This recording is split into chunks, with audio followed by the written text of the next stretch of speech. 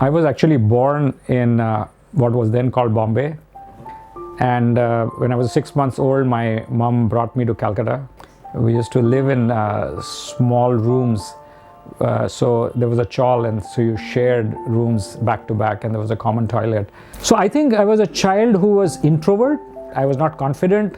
I was insecure. I had inferiority complex. I used to play marbles and gilli danda, and then I started playing field hockey.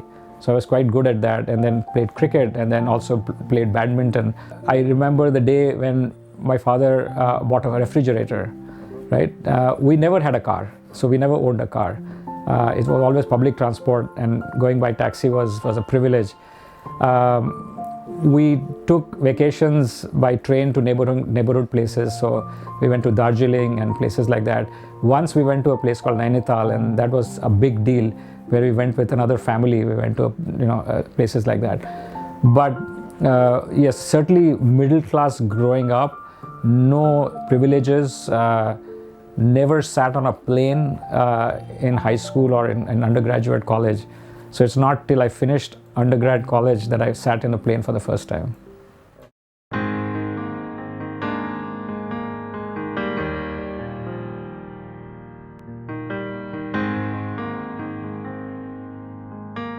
Somehow I just decided that I wanted to do engineering, and so after I passed from St. Lawrence High School, I took the entrance exam for Jadavpur University, for MS University Baroda, and for IIT, and fortunately I got into all three. I had two options. One was admission in IIT Kharagpur in metallurgy, and IIT Powai in Bombay for civil engineering. So between the two, I thought, okay, let me take metallurgical engineering. But all along, I had a fascination for some reason, unknown reason now when I look back, for electrical engineering. So I was quite disappointed, but people said, hey, listen, you take metallurgical engineering, but then if you do well, you can get into electrical engineering. Now at the back of my mind, I was thinking, look, it was already hard enough to get into IIT. All these kids around me are all smart kids. That's why they are where they are. How am I going to compete against them and switch to electrical engineering? So it's a slightly dicey thing. If I'm prepared to finish my college with metallurgical engineering, at the back of my mind, you should go to IIT.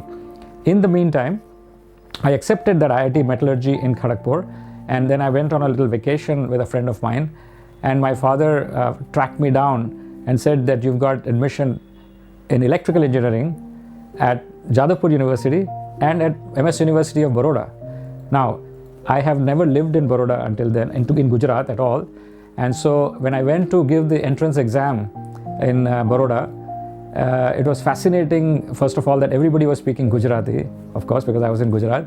But the second thing was that the food was amazingly better than just about anywhere that I had been. But the third most important thing was that in IIT, it was mainly a men's college, right? There were a few women in engineering, a few women in architecture possibly, but nothing really substantial. Whereas in MS University Baroda, when I was giving my entrance exam, I discovered that there were 23,000 students, 52% of whom were women. And so wisely, I let go of my IIT, and so I'm sort of an IIT dropout from that point of view. And then I took admission in MS University Baroda, and just thoroughly enjoyed, and those 5 years were my best years of my life. My value system, my roomies, my people in my hostel, and my college. It was a absolutely spectacular experience. At the end of college, then I started applying for masters. So immediately after that, I gave my exam for IIM, and I also applied to a bunch of universities in USA. And so I did get admission in a college in Austin, and I got admission in IIM Bangalore and IIM Calcutta. So lo and behold, I was between IIM Calcutta and IIM Bangalore back then. I chose IIM Calcutta, and then I went to my father to say that, these are the two options. And he says, I don't have money to send you to America, but I can give you the 400 rupees deposit that you need for IIM Calcutta. So lo and behold, I went to IIM Calcutta, I gave a deposit, and temporarily abandoned my idea of going to America because I couldn't afford it. And so I joined IIM Calcutta in Joka, and I joined in autumn of 1978. I joined IIM Calcutta and completed 2 trimesters. But while I was going through that, my brother sent me an I-20 again and said, hey, listen, you go to the embassy and see if you can get a US visa. And I had nothing to lose, so I did go, and I communicated my way through to get a student's visa. And so I came back to IIM with my visa in hand, trying to figure out what to do. And my brother said, I'll send you a PTA. So those days there was a prepaid ticket option. So he sent me a ticket. He said, listen, that's all I have. You've got the admission, you've got the visa, I'm sending you the ticket. We'll figure out the fees. I don't have the fees, but I have some ideas about your fees. So why don't you figure this out and decide to, what you want to do. So that's one evening when I was sitting in the clubhouse of IIM Calcutta. One batch senior to me, 14th batch, there was a gentleman called Sanjeev. And so I used to call him Sanjeev Bhai, and he used to call me Parekh. And he would go outside the campus and have chai and come back and come to the clubhouse and ask me to play a record. So that back then there was a 33 RPM albums, and his favorite was Sting. And so he'd come into the clubhouse and yell at me saying, Parekh, lagao. And I would have to play that 33 RPM. And as we were listening to that music, he saw that my face was drooping, and he called me and he says, Parekh, idhar aao. So what happened to you? I said, well, I've got this dilemma. I've got admission in Austin. I've got my I-20. I've got my visa. I've got a ticket, a prepaid ticket. And I dropped out of IIT. And now I'm going to drop out of IIM. Is this a good idea? And so should I give up something that is secure, right, comfortable, at home, versus, what should I do? So the other option was adventure. And so Sanjeev said, you are a Gujarati. I said, yes. So your father must be rich. And I said, no. They have land and flats and all that. I said, no, we don't have that. But he must have business. He said, yes, he's got a business, but he's not doing that well. So he says, do this, pack your bags and go to Austin. So I said, okay, fine. I went to sleep. Next morning I was having breakfast, and he came and slammed me from the back and saying, Parekh, did you pack your bags? And I thought, he would have forgotten by then. But he says, no, I told yesterday, we talked about it, that, you pack your bags. And so I said, well, how do I tell my father? He said, well, tell your father that this is adventure, but this is going to have, amazing opportunities for you. And so you have to go and confront your father and go. That sort of gave me that, took me over the hump. And I went home and I faced my father. And father said, oh my God, yet again, right? You got into IIT, you got into IIM, and you want to drop out of IIM Calcutta. I mean, who does this kind of thing? And of course, I patiently explained it. Then he wanted me to meet a friend of his. I met a very senior executive at back then Union Carbide. And, at the end of it, we all agreed that, hey, you need to do what you need to do. And so I quit IIM Calcutta. And for the first time in my life, I got on a plane and jumped on a plane and went to Austin.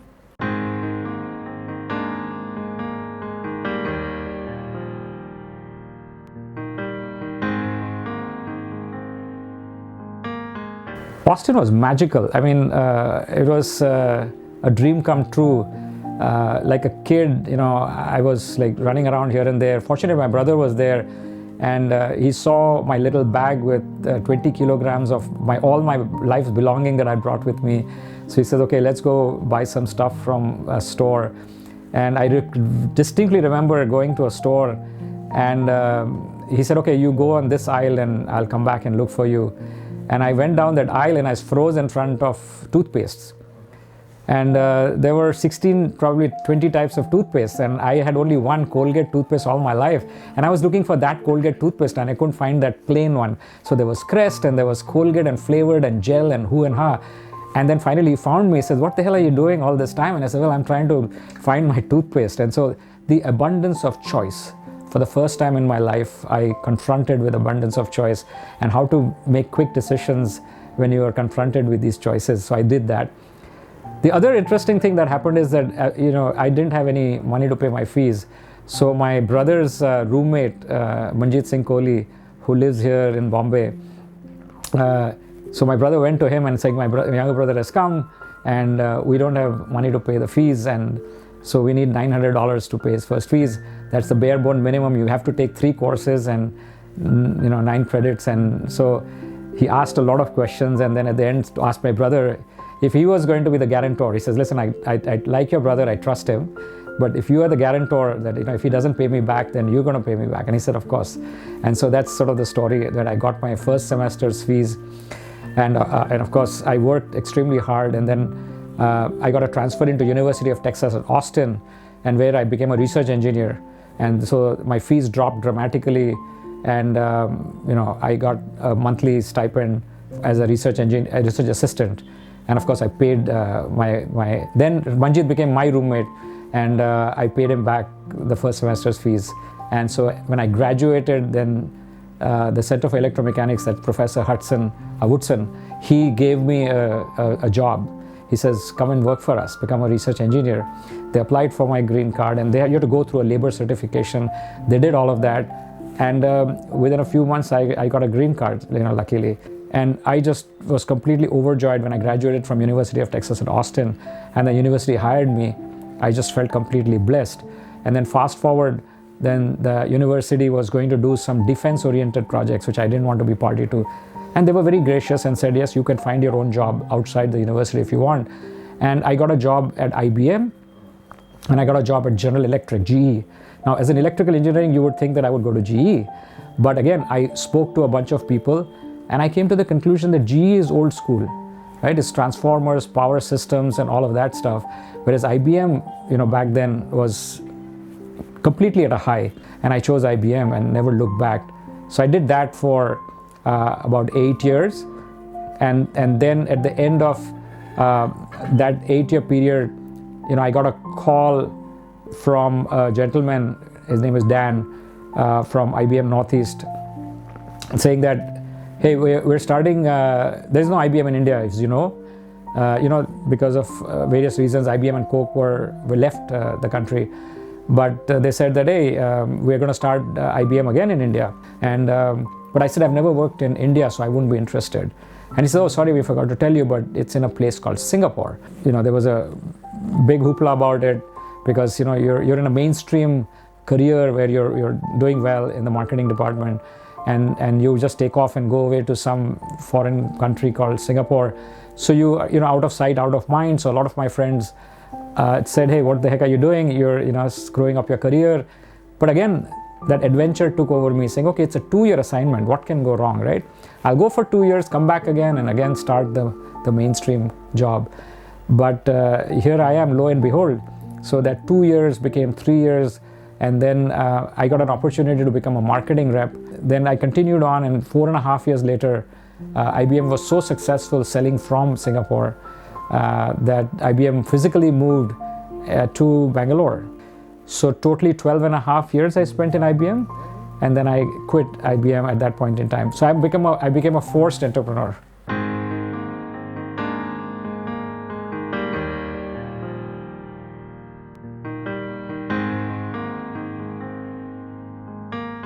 So in 1993, 2 kids, expat life, and I quit IBM.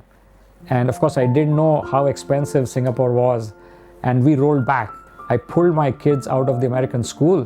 They were both going on expat schools, and put them in local schools.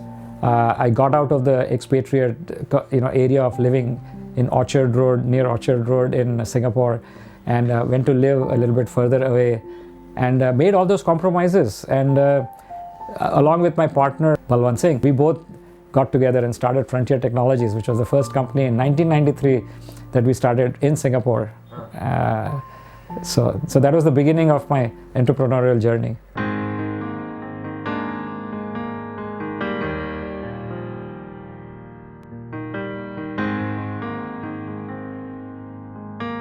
So as I was doing the Frontier Technologies gig, 2 friends of mine, one friend of mine, Sudesh Iyer, so we call him Mani, and he says, hey, can you please meet me and Sam? And the 2 of us, Sam and Mani, we were trying to launch this TV channel, which is the cable and satellite TV channel for India in Hindi, for called STV, for the Indian diaspora.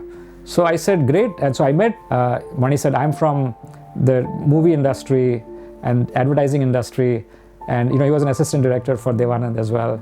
And Sam was an assistant professor at Ithaca College in USA, and advertising was his. So they were both trying to figure this thing out, and he said, it'd be great if you can come, and we have a few other people as well. And then we all got together, and I said, listen, you people are all over the place. One person is in Ithaca College, one person in New York, or north of New York State. There are a few people in Bombay, a few people in Singapore. We all need to come together. So he said, okay, we'll invite all of these people together.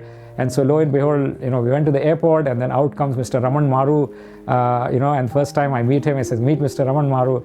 He's the chairman and managing director of Shemaru Video.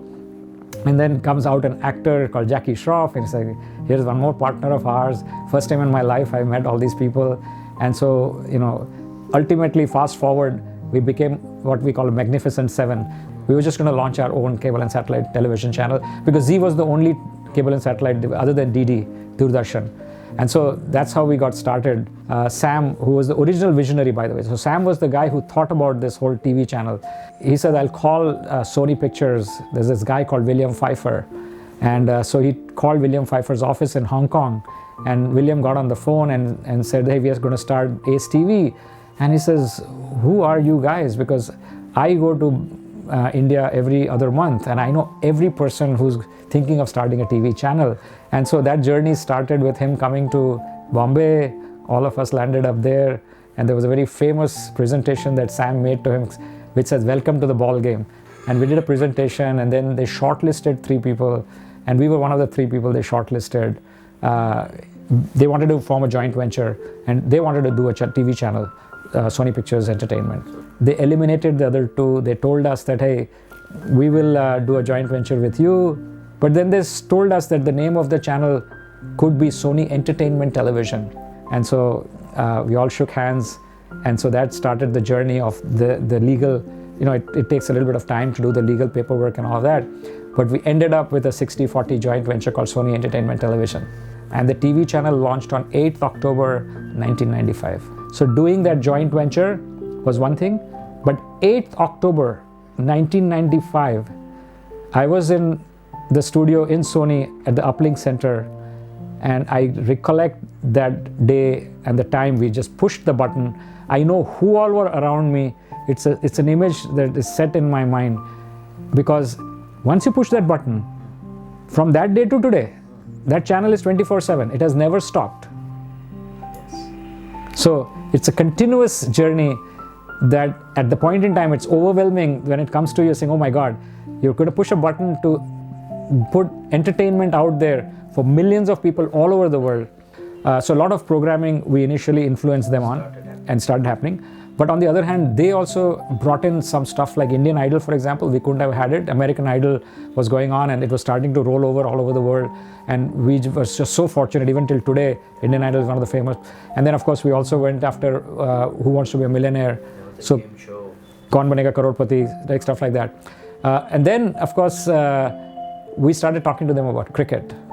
We said that we should bid for the World Cup. So World Cup usually comes in 2 World Cup and 3 Champions Trophy, right? So we collectively bid for that. It was a massive sum of money, which we could have never imagined how we could have bid for something like that. We won the World Cup, and it was hugely successful.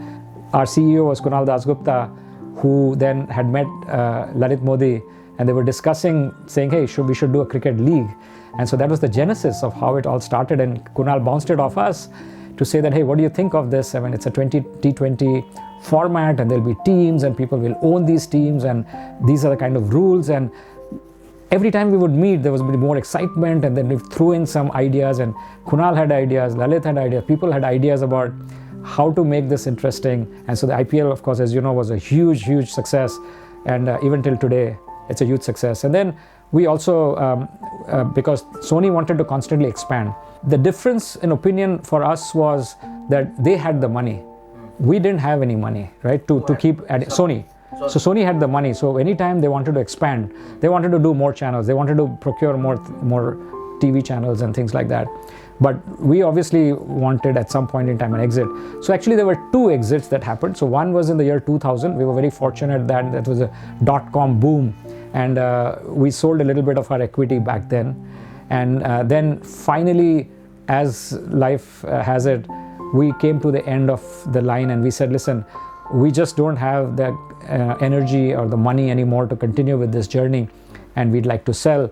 So we sold our entire remaining equity to Sony in March of 2013. In March 2013, I finally came into some money, and we all parted ways with Sony Entertainment Television and thought that we'd live happily ever after.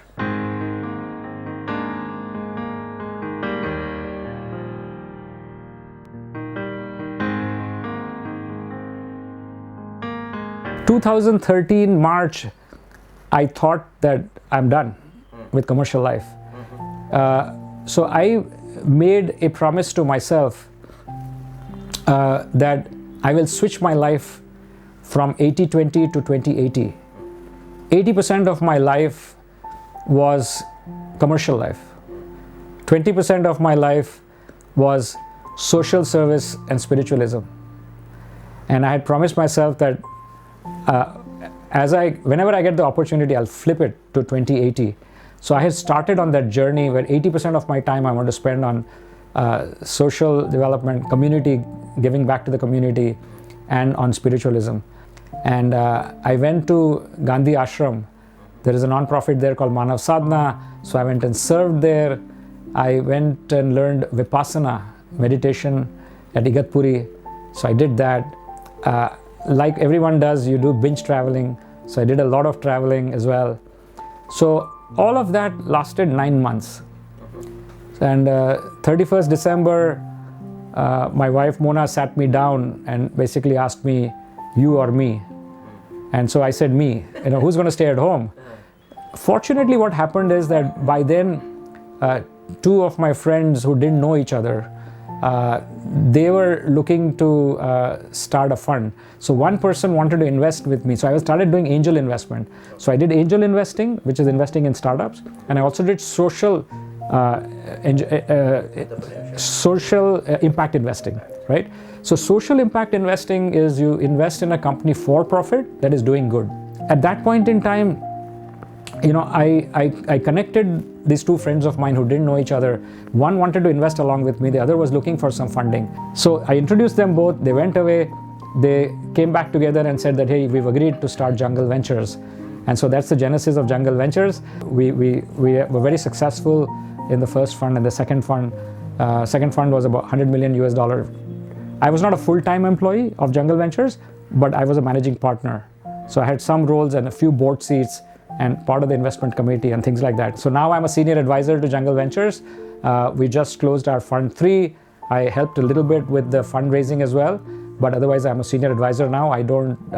So I don't have an office, I don't have staff, I don't take board seats. And so my journey sort of continued to that extent in social development, community service, some community giving back. So I graduated from what I have a 3-level in my mind, which is wealth affluence, right? So that's the one thing that we all go after is wealth affluence. And then I crossed that over because of my upbringing. There was just so much I needed. So there was a reasonable amount of contentment in it. And so I decided that I'm going to go to the next level, which is practicing time affluence. And so time affluence is different from just retiring completely. And so time affluence is where you do what you want to do, meet who you want to meet at your own time, and you decide. So it's kind of slightly discriminating in a way to say that I've sort of taken the remote control in my own hand. And by the way, the third level after time affluence is wealth affluence, time affluence, and then you have mind affluence. Yes. Is your mind at peace? Is it calm? Is it happy? I've not reached there yet. I'm still practicing time affluence.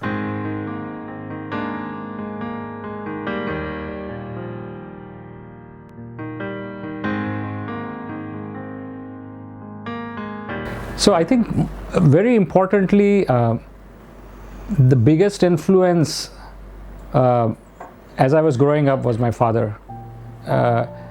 He was an excellent writer. He used to promote Gujarati literature, so he was part of Gujarati Sahitya Mandal. And I just watched his energy growing up, that he was a very generous person, always giving. He would mentor people, advise people, always be there to help people. And he had a massive network. And that really fascinated me, that the energy that he had.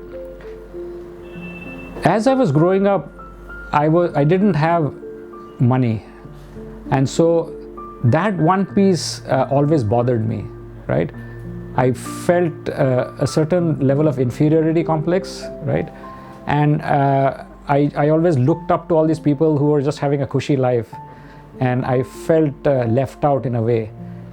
But I never had, of course, any experience or exposure to giving, because I was just worrying about myself. I never had that opportunity to give. That said, hey, listen, can't we make a portal?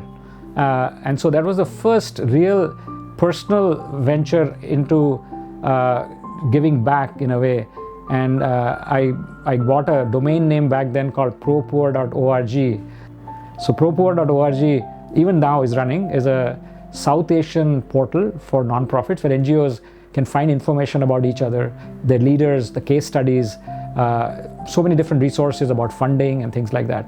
So that was really my first foray into the nonprofit world. And over time, this propoor.org, I gave it to Charity Focus then. So Service Space runs propoor.org now, and volunteers run it. So it's a volunteer-run organization. So that was one model. Fast forward, there were a couple of other models that fascinated me, one of which was Kiva. Kiva is a lending model. And so there is an organization now called Milap. So where there are small micro entrepreneurs who are looking for a loan to jumpstart their business. And so I participate in that as well, which is micro lending. So you give money, you get your money back, but good happens, right? And then the third one, of course, was the social impact investing, which is saying that you invest in startups, it does well. If it returns you money, then in my case, I circle it back. I still do social impact investing, but the biggest one now is Akhand Jyoti Eye Hospital. So that journey with Mrityunjay Tiwari, who's also in the book, I think that has influenced me to now look at the non-profit sector, because I was always looking at the for-profit sector, which is the social impact investing, as I've said. Whereas now I contribute my time, some of my money, but definitely my energies as an advisory board member to expand that. So Akhand Jyoti Eye Hospital has got some expansion plans, and I'm involved in that and participating in that.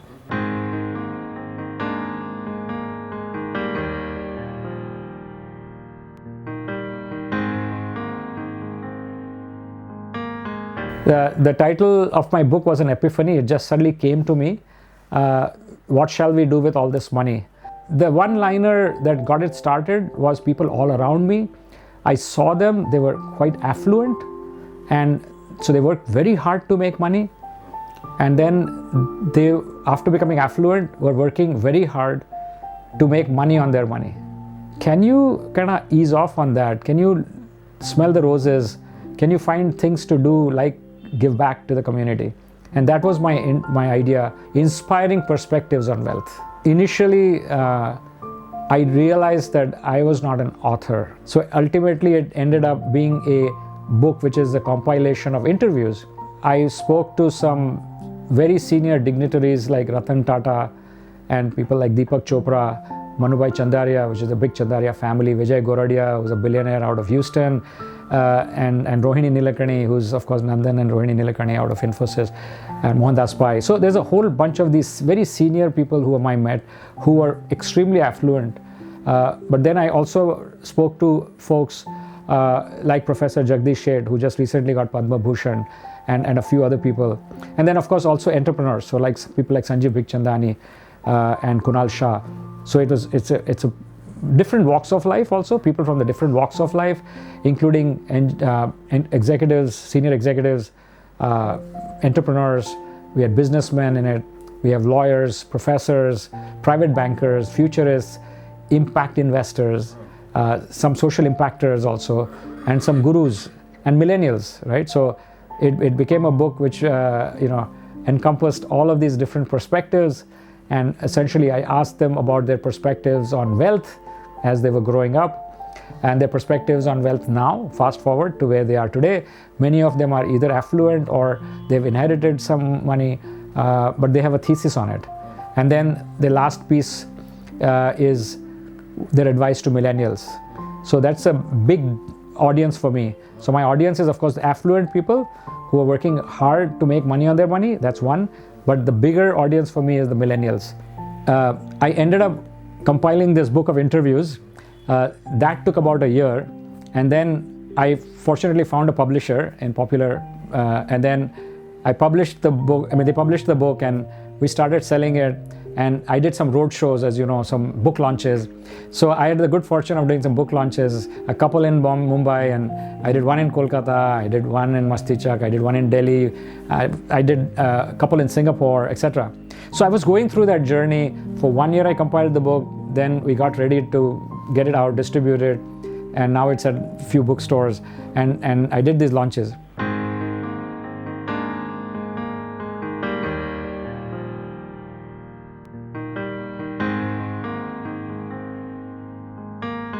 So I think most important thing about money is that almost everyone realizes that you need a limited amount of money. That's the good news. The not so good news is that it's very difficult for people to part with their money. There are excruciating pains people go through in deciding how to allocate their money. In that included in is how much wealth am I going to allocate for giving back, of course. And within that giving back, how am I going to divvy up the percentages? Now, their heart is in the right place in almost all cases, but they're also trying to build a thesis. So in some cases now, you see that the thesis is working out, and what we are doing is really the right thing to do. So just like in business, you say that you did the right thing and you've grown the business, you take all those business principles and you try to apply it towards philanthropy. And the journey of giving for yourself, right? That piece of it is, of course, quite rich. But the second piece of it is that I wish that it was a lot more wholesome in the impact.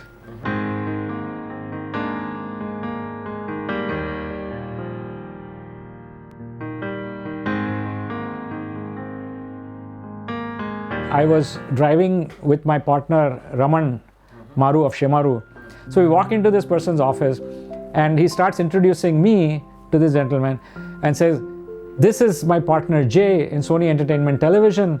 And then he turns around and tells me, "Jay, this is my friend Yash Chopra." And I'm sort of completely frozen, right? I recognize him, he's there right in front of me. And my partner is introducing me to somebody who's a legend.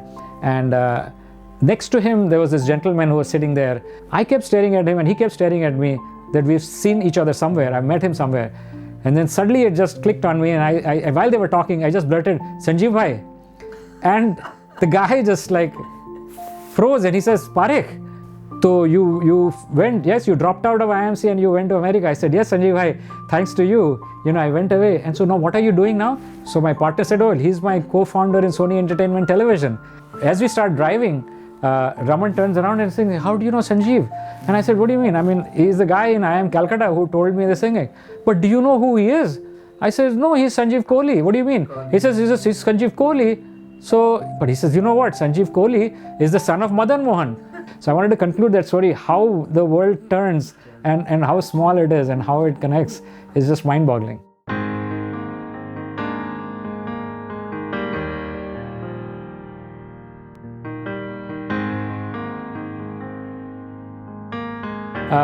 Mona got introduced to me in Calcutta. She was from this high-flying family. I was just minding my own business and we were just friends. She got admission at Brooks College in Long Beach.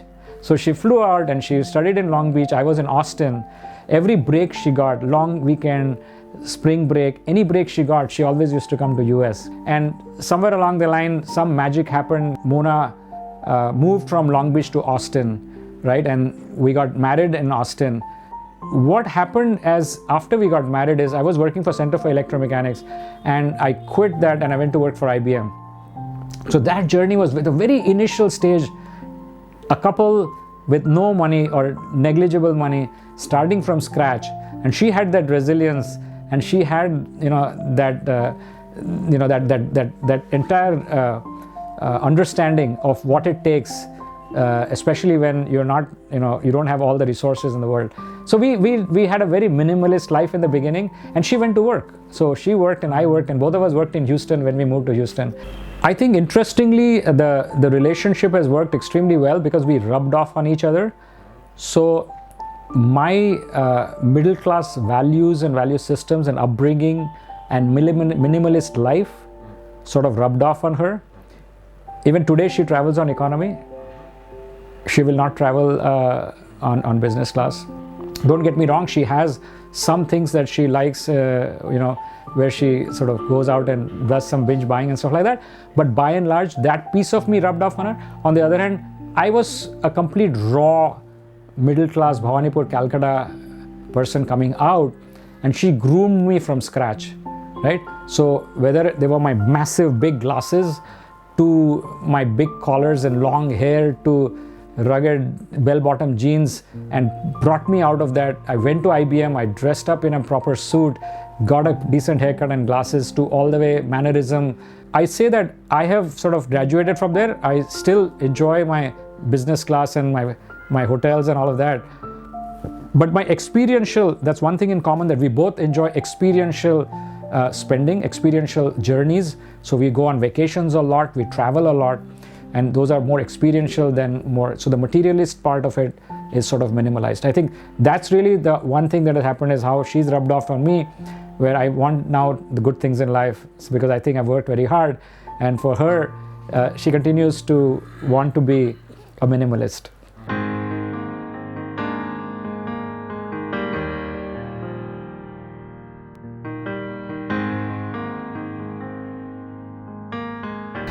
I think I'm very fortunate in two parts. One is, of course, my dad. He was never an outcome measurement guy, right? And that hurt him. He used to be very trusting. So if there is one piece in me which is very trusting, that comes from my dad. On the other hand, my mom will always tell my dad, hey, listen, don't trust people the way you're trusting. I think you're doing this wrong, right, etc. So a lot more critical, a lot more analytic, like lot more judgmental in a way. And so I've got the best of both of those, number one, I think. But I think this whole journey of outcome measurement, growing up with IBM and growing up with Sony Entertainment Television, I think has helped me put processes together, have a good intellectual understanding of any project or any company that I look at, any person who comes with an idea. So I have that ability. But once upon a time, that's all I was hunkering for. I would just go deep down and just completely go berserk in the outcome measurement and be very intense, right, in my analysis and my decision making and my board seat, for example, etc., right, or even as advisor and mentor. The flip side of it is that I have become a journey person, right, and to the extent that I'm becoming more holistic and wholesome, and to that extent, I think forgiving is a very strong word. I don't think I'm that forgiving in a sense that you can just do anything and get away with it. I'm not that kind of a person. But still, if you've done everything that you could have, and I sincerely believe that that's what it is, I think it's okay. I will invest in you again. But if there is a slightest of hint of some level of leakage or not unethical practices, then I'm gone. I'm done. I'm gone. So I have a sensitivity, but it's limited and cautious to the extent that there is integrity involved in it.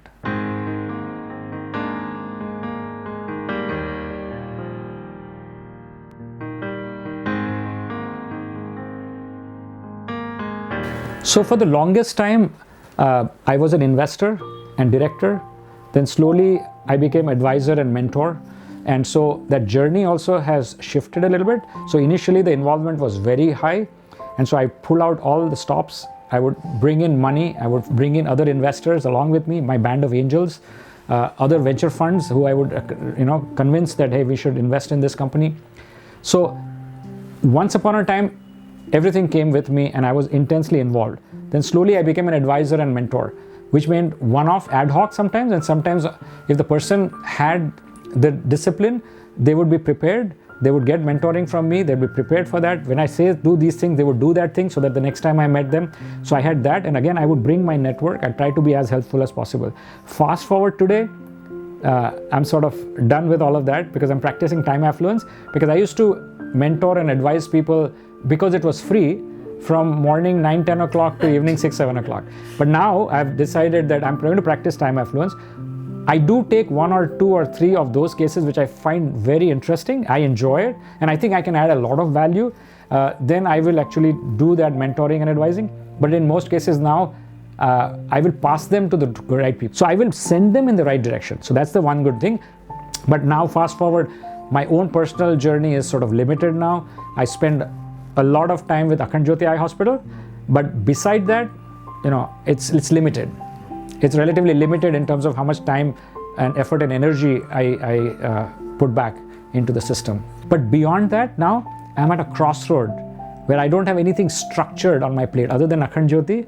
But other than that, I don't have anything structured in my mind that says, okay, this is what I'm going to do now going forward, right? So I'm at a beautiful crossroad where I'm super excited because I have all the time in the world, and I'm super scared because I have no clue specifically what I'm going to do. I think for the next generation, the millennial, purpose is extremely important, right? People are shifting from wealth to purpose, and all good. So whether there are people who are have-nots or haves, everybody is looking at purpose, and that's really a common thread, and I feel very good about it. I feel very good about the future, and that purpose is an extremely important thing. I think second thing is, of course, being responsible for your own actions, right? I think that's extremely important. That's the other message I would give to millennials. And making the right executive decision. I think very important to make good executive decisions as you go through life, and you learn as you go. You may not make the right decisions every time, but don't do analysis paralysis that you don't make decisions. That's not a good thing. You must make decisions, and sometimes you might falter here and there, but it's very important.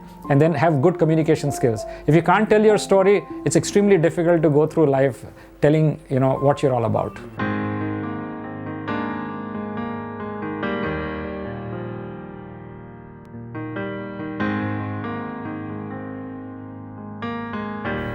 The more time I am happy, content, peaceful, calm, is success. Now, is that exclusively in isolation the only parameter for success? No, but it's a big parameter for success now. But the piece which is time affluence, which is how do I spend my day? How do I spend my week?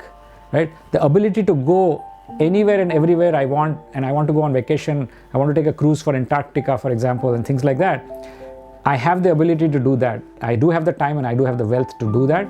I think I'm very fortunate to do that. So I value that, and that is success. Time affluence is a success.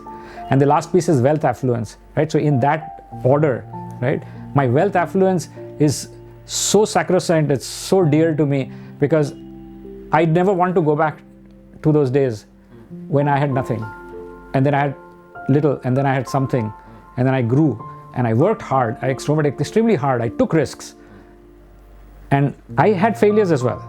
So I had a couple of startups that failed miserably. I've lost a lot of money in one of the startups, but I have no regrets, because we tried everything we could. Then there was an economic depression, a downturn in 2007, 2008, because of which we didn't get funding, and we had to sell the company in distress. Apart from that, so I value my wealth affluence also, because I've worked hard to get to where I have come. To me, a success is sort of a weighted average, an amalgamation of these 2-3 things. The one which is the wrap around all of that is my friendship and my relationships.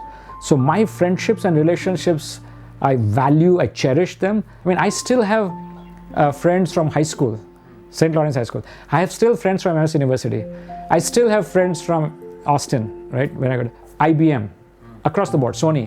So I think that's one of the things that when I look at a person who's successful, that's what I see is that I live in huge hope and optimism and very positive, powerful vibes that I get from people and I send out to people to make this universe a better place to live for all of us.